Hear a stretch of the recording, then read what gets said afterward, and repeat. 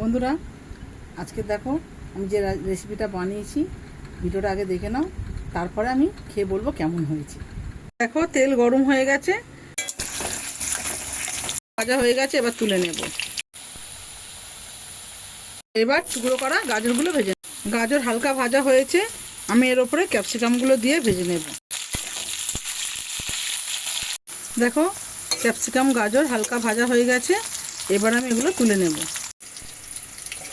এইবার আমি কাতলা মাছগুলো ভেজে নেব। দেখো মাছগুলো সুন্দর ভাজা হয়ে গেছে, এবার তুলে নেব।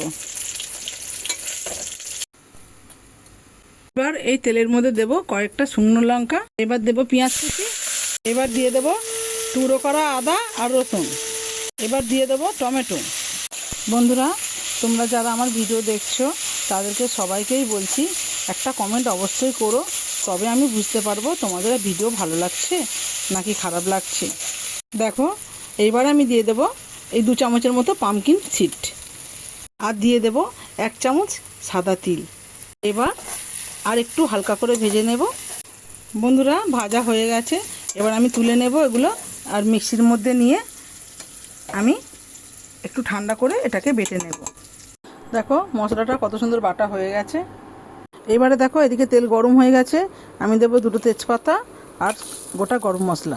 এইবারে বাটা মশলাটা এর উপর ঢেলে দেব। এবারে দিয়ে দেবো 1/2 চামচ জিরে গুঁড়ো।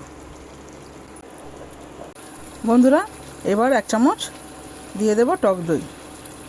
দইটা দিয়ে একদম লো স্টিমে কিছুক্ষণ কষাতে হবে। এইবার আসল স্বাদ দিয়ে দেবো পরিমাণ মতো নুন, এবার দিয়ে দেবো সামান্য একটু চিনি। দেখো বন্ধুরা, মশলা কষানো হয়ে গেছে আর একদম তেল ছেড়ে দিয়েছে, এবার দিয়ে দেবো পরিমাণ মতো জল।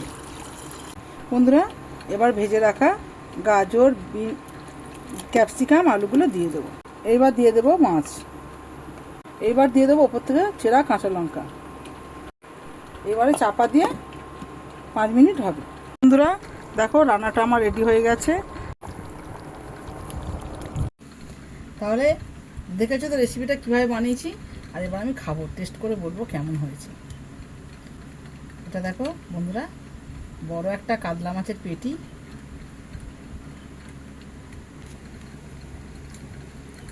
এই রাইসের সাথে রেসিপিটা একদম দারুণ যাচ্ছে।